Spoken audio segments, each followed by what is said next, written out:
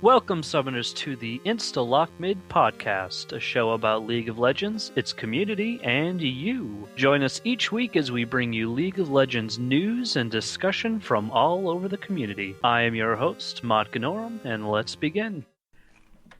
Well, welcome everybody to episode 19 of Instalock Mid. I am a very congested Mod Ganorum, joined this week, as always, by SG Rensler. What's up? Aced Deuces. Stay filthy. And longtime friend of the show, Awinia. Hello. And, this week has been, an interesting week for us. We actually, for those of you who do listen to the podcast via iTunes, we did temporarily lose our server space. We had some technical difficulties, so everything got messed up, but we should be right on pace now for the greatness and the goodness that is the show. So I've had an interesting week. It does look like a full moon, and I'm feeling quite congested. So I'm just going to pass it along to Rensler. Rensler, how's your week been? My week is great now. My beginning of my week sucked because I didn't have my car. My car broke down last week. And when I said I needed a new motor, I kind of need a new motor sooner than 10,000 miles. Ooh. 2 months kind of soon. So anyway, a few weeks ago, car wouldn't start. I ended up getting the battery and the alternator replaced. So I run that for exactly 9 days, and my battery light starts coming on. Don't think anything of it. I'm going to take it anyway, right? 3 days later, which is last Friday, car dies just while I'm driving it. Just systematic failure. Great. Take it to the place, wait till Monday, get it checked out. It turns out that the computer's fried, which is what I thought. On Wednesday, we get the part, they put it in, everything's great, except the alternator's really hot, and the computer is not doing so well. They find out that the replaced alternator that I got is causing my computer to fail. It's shorting it out. And all of the safeties in the way that are supposed to prevent that from happening did not work. And so therefore today I have my car back. I made Firestone pay the bill, so I don't have to buy a $1,000 computer anymore. Well, that's good. And I actually have a functioning car. So now my week is great because tonight I'm taking Phoenix out for her birthday dinner and a movie because I was going to do that last Friday early and be the man and get it all done early, and then my car dies on the way to the theater. Ugh. That's the worst. But you're heading out to IPL tomorrow, is that correct? I am going to IPL tomorrow. I'll be there about 10:30ish. And we will be rocking. I will be the idiot in the shirt with all the buttons on it. I have 67 Ugu buttons on my shirt. So you can't What miss is them. an Ugu button? Ugu Bear made us buttons, and she calls them Ugu buttons. And they are 1.5-inch round buttons with League of Legends characters on them. Ooh. And if you show up and you talk to me and you actually have an interesting or engaging conversation about Rise Up Gaming and you want to know what we're about, I will tell you, and if you're cool, I will hand you a button. But also, we've had a Twitter thing going on for about 3 days now that says if you walk up to me and you say Rise Up Against Hate, then you get a button. And wow. basically everybody there with a pulse is getting a business card because I have 1,000 business cards to give away. All sorts of free stuff when you go to IPL. You guys will get free stuff. And if you get a button and you take a photo of it after IPL's over when you're at home, and the person with the best button is going to win their own shirt and another collection of buttons and a bunch of stuff that you will want to win. Huh. And we're also picking up a bunch of things today for prizing. So we've got, I think, 12 games now to give away. Actual complete games, not trials or demos or beta keys. So there you go. We are now really getting our prizing sorted out. So random giveaways for streams, things like this IPL giveaway, that's what we're getting in gear for you guys. So that's my week. Fantastic. How about you, Ace Deuces? What have you been up to these past few days? Shoot. I just been working quite a bit. Designing a few things. I got a couple new clients this week, so that's been fun and entertaining. Otherwise, I have been doing my best to play as many ranked games as possible. And how's that going?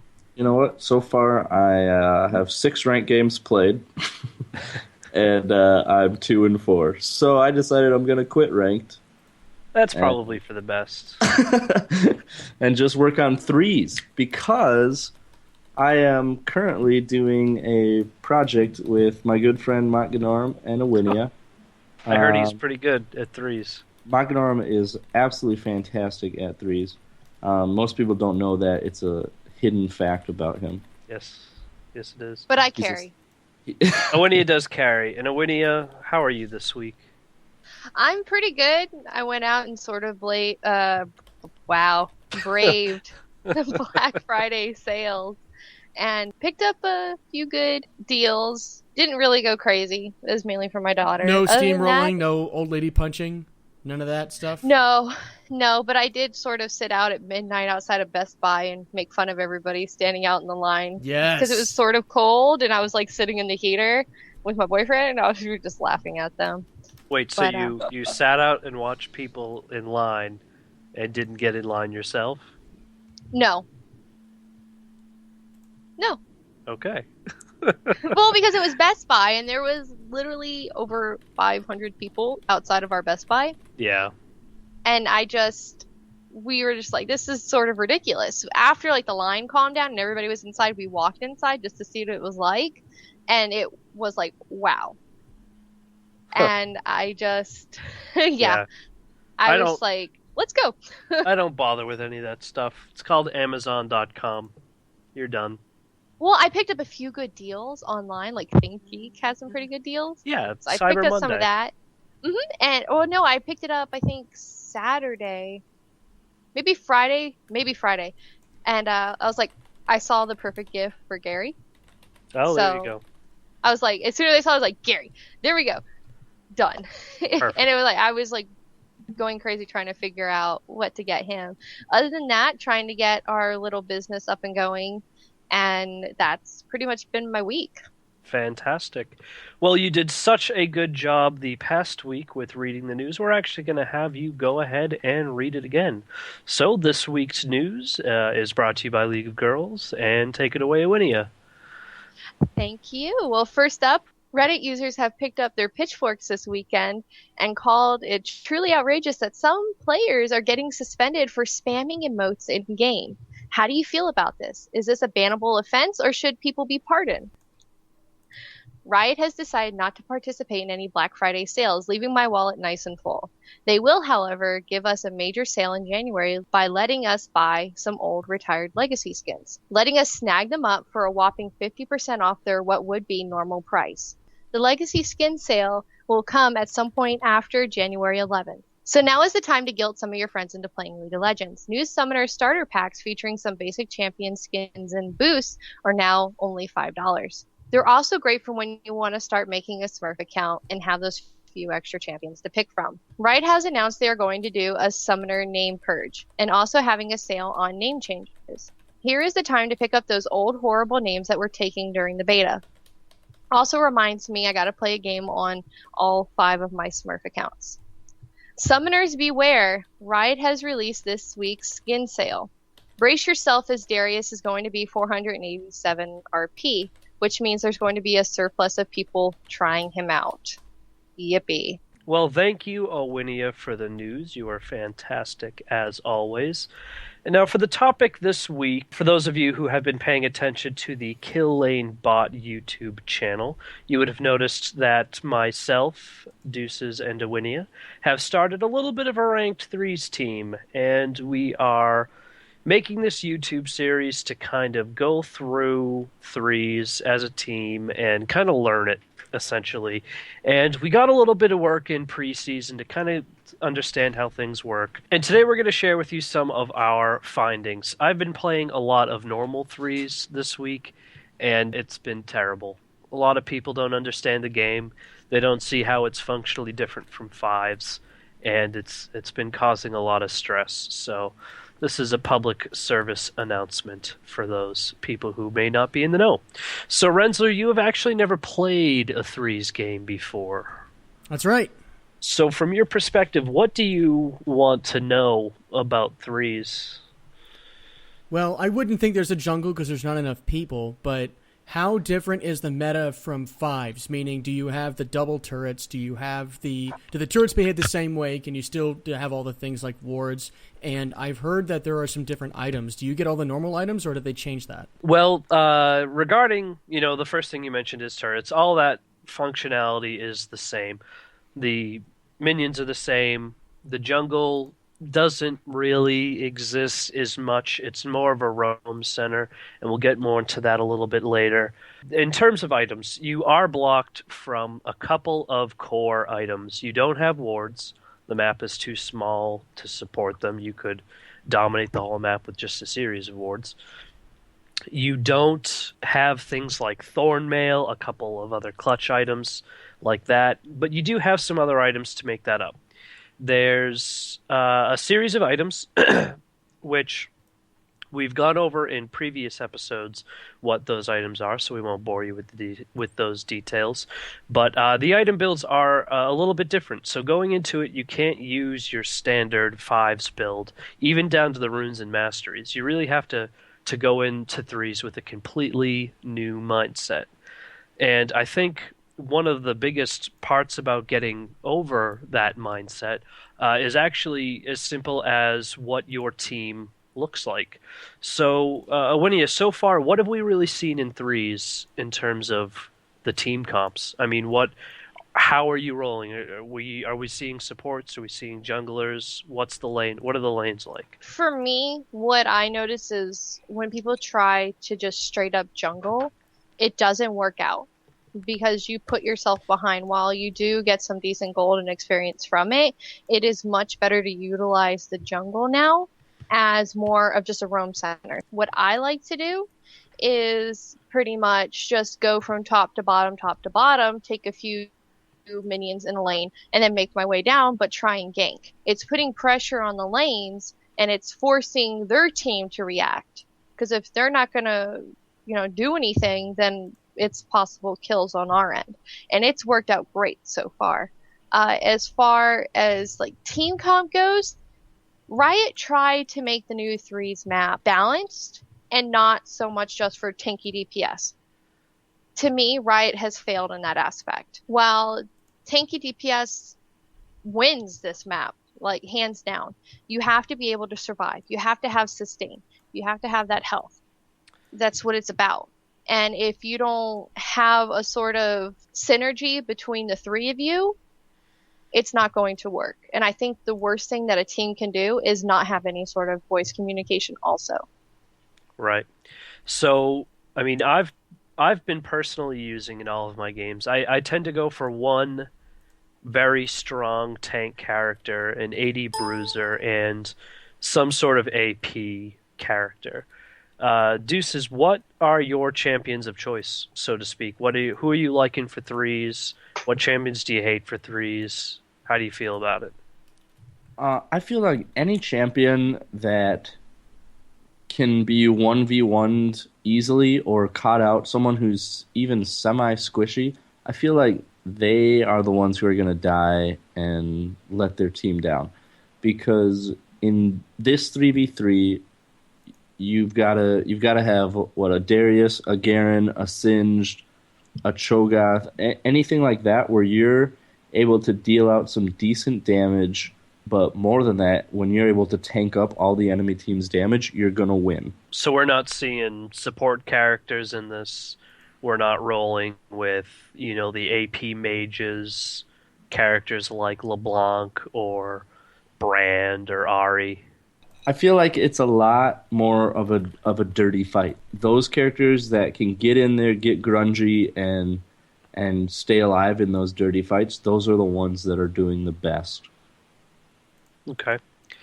I've personally been loving the two characters that I've been really practicing the most in 3s right now are Olaf as an AD bruiser who can be very tanky.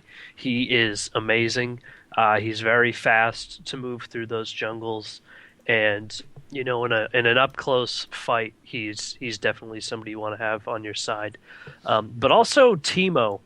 I never played Teemo in 5s. I didn't really care for him, but the fact that you can dot the whole map with mushrooms and go very heavy AP. There's actually a fantastic item, the Black Fire Torch.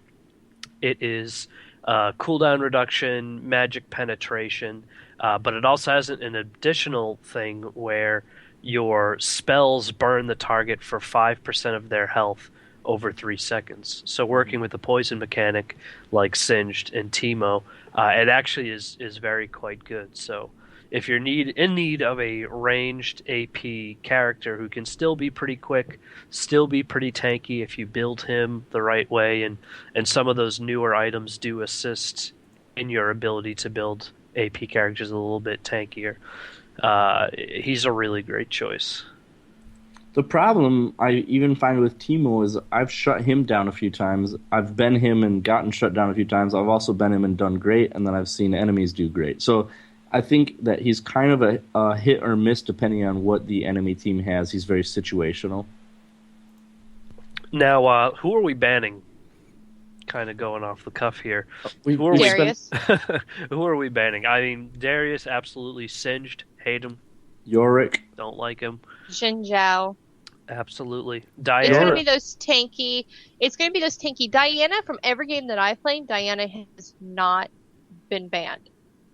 Now, as you two know, I enjoy my Diana. Her ganking potential is awesome. The gap closer, bringing them back, and she can escape with that ultimate.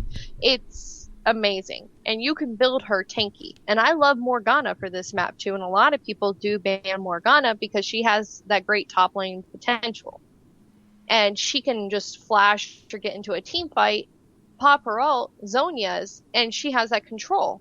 She can be very dirty on this map. But I'd have to say it's going to be like your Darius, your Olafs, your Jin Zhaos, your Singes, those really, really beefy characters that can just run through a team fight is what you're going to see. So does that even account towards ELO? Does threes even matter? Yes. So there are ranked threes. There are ranked threes. That's what our videos are centered around.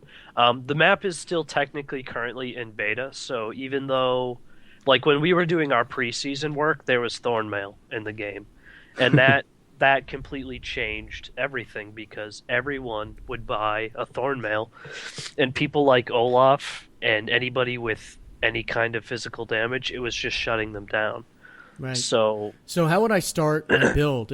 I play Darius and he's going to get banned. Fine, I'll pick somebody like Lux what are champs like Udyr and Warwick and the normal jungle champs? Are those even useful? Or are those just pointless? I haven't even seen a Warwick or an Udyr yet. I really like Warwick though. I think he would be great. I like his functionality because he's got that sustain. You build a little bit of extra lifesteal and maybe some attack speed, or just use his W. And then build tanky like you normally would, and he seems like he'd do fine. And I think also his global ability to detect people at below half health, I don't know if they adjust that for the size of the map, so you could potentially have whole map vision on somebody. That's crazy. And pick a normal champ that you would pick in threes, and then tell me... Most of the champs that I end up starting, I'll start with boots, and then go with some sort of item to get me a little bit of extra tanky or a little bit of HP. Well, see, that's the interesting thing about threes is you actually start out with a little bit more gold than your average game. In a fives, you pretty much have enough for like boots and pots or a Doran's blade, but you actually can't afford a Doran's item, so the blade, the ring, or the shield, plus boots. Or in my case, I often playing Olaf, I'll go with boots, a long sword, and a potion to start off those early games. You do start out the game with 825 gold. Right. I usually just start out with boots and like a Doran's ring or something, depending on the champion that I'm playing, because it gives that health, it gives that AP. And being that tankiness in fights, is that more important because there aren't as many enemies? It's more important because of the nature of the bruisiness of the game. Everyone is involved in fights all the time, and you're all there. Right. So your ability to out-sustain the other team is really what's going on. In fives, you can have the poke, you can have the quick retreats.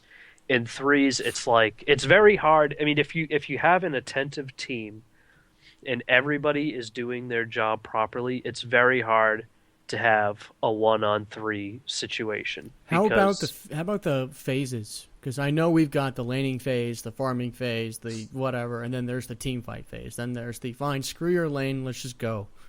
And does that happen on threes, or is it kind of like that all the time? And is each role as important as in fives? For example, if you've got a top guy, I don't even know the design of the map, but if you have some top guy that's kind of derping around, can the other two guys kind of pick that up? Or is that one guy not doing exactly what he's supposed to, just like on Summoner's Rift, really going to be the chance for the other team to just dominate the game? well, it absolutely is. I mean, if you don't have a fully strong team consistently, it's very hard to pull out because well, what you'll see in the beginning game is that ganks happen frequently. There's not a long farming phase because the time it takes for you to be from one lane to the other and from one side of the map to the other is no time at all. Because it's much smaller. Right. So your first gank, usually what ends up happening is there are two bushes in the center, in the very center of the map, in the jungle technically, there is a speed fountain that basically when you go over it you get a small speed boost. And on the either side of that there are bushes. So usually what's going to happen is your team will stack up in that bushes and you can either be invaded from the top, so somebody comes in from top lane, or there's going to be a bit of a poke back and forth between that center brush. And this is where playing into an intelligent team composition really works out. You need to know what ability your team has to engage on another and really be able to use that to your advantage. If you have a Diana on your team, you got to be using her arc to poke into the next bush to see people if they're in there or not. If you got an Olaf, you got to be throwing around those blades. It's one of those things where if you start running away in the middle of a team fight, you completely destroy the balance of the fight. And it's such a very, very team-based thing that every single fight needs to be a team fight. Interesting. Okay.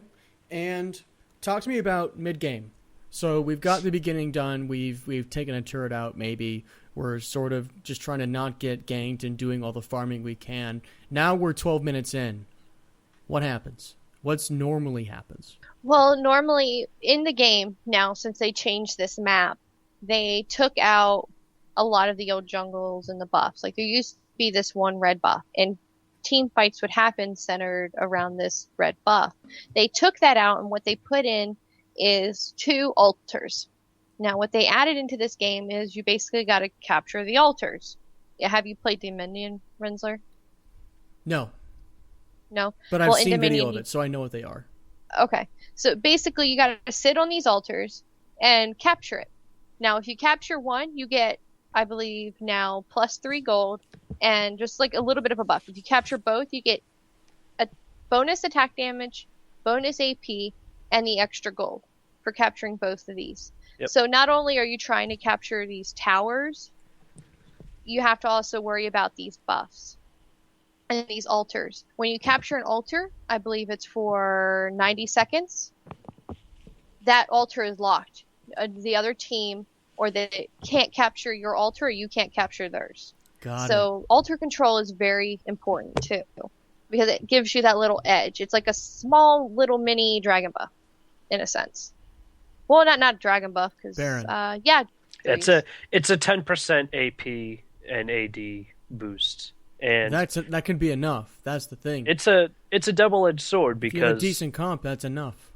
Both altars are set deep within the enemy jungle, and just because you can extend out and grab one may leave yours exposed. And even if you manage to grab both, but then they get to recapture yours, that 10 seconds, 20 seconds that it takes for them to go back and gain theirs is 10 or 20 seconds that they have a huge buff advantage over you.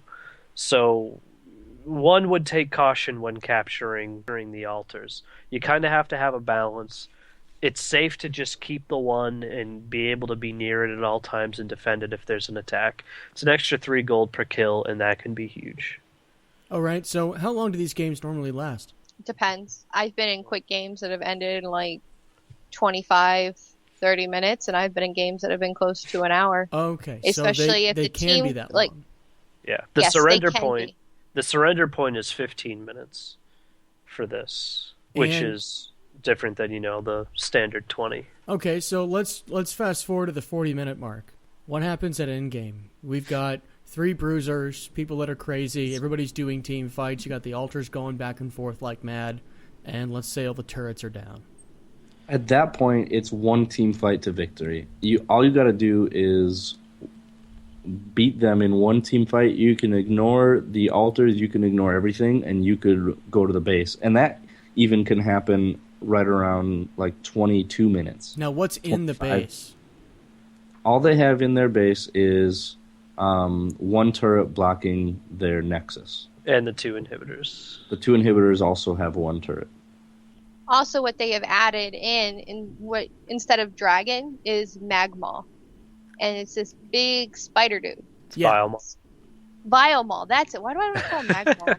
Isn't that something from like World of Warcraft? Or Yeah, it something? is. Biomol, and it's just like this is your late game Baron, pretty much. Except I think this guy does more damage than Baron. Yeah, Yeah. he actually does a lot of damage, and that's really not the problem, but that's the difficulty with engaging on him.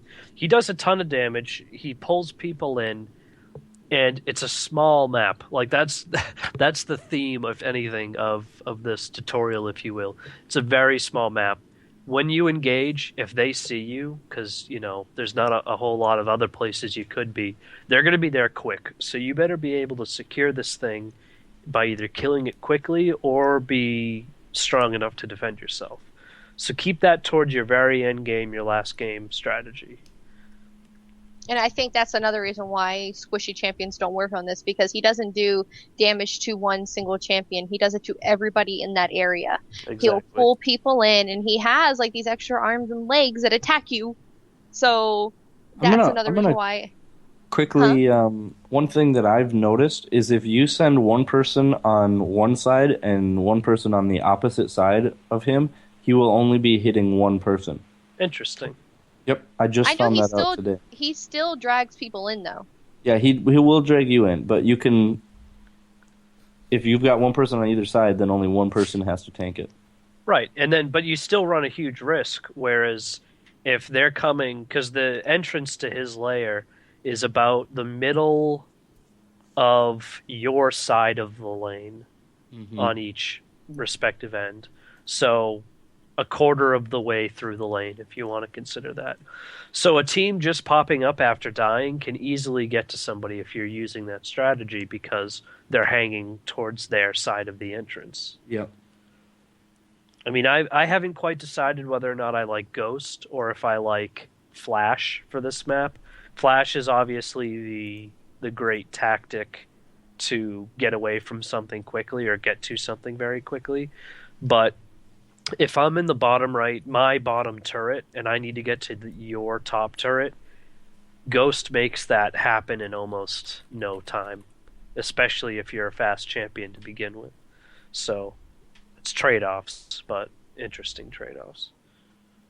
But if you do manage to get Biomol, though, that's when you definitely want a team fight. And if you win that team fight, you want to push to victory. Yep. But Biomol can be one of those things, just like a Baron, it can turn the tides of the game. It's also very easy in the game to steamroll, which is that goal that you want to achieve. At the same token, though, it is easy for the other team to come back if you're not being aggressive when you have the lead. I've seen it where games, it's going back and forth, and you're making all these mistakes when you're throwing, and it's very easy for the other game or the other team to just come back. Yeah, I mean, your death timer of 45 seconds when you get up to that 18 range, that's devastating. You really can't. It takes less than that, honestly, if you're a high-level champion with decent items, to get from inhibitor into Nexus. Mm-hmm. And you can put yourself, if you're attacking the Nexus at such a distance from the fountain, that it would take you a pretty significant amount of time to get there. Be aggressive. Pretty much the most important thing that I can leave you with on this subject is to be aware of your surroundings at all times. Don't rely on MIA calls or even pings, because let's say your partner is up in the top lane and his guy goes missing. By the time it takes him to stop, type MIA, it to get to you, and for you to receive that information and observe your position in lane, that person's already there. Or your position is even further compromised and you're dead. It really is up to the individual to know what's going on and to see situations when they can happen. I'd say get ready for the nitty gritty team fights and spend a lot of time getting to know your teammates that you're going to be going into this with.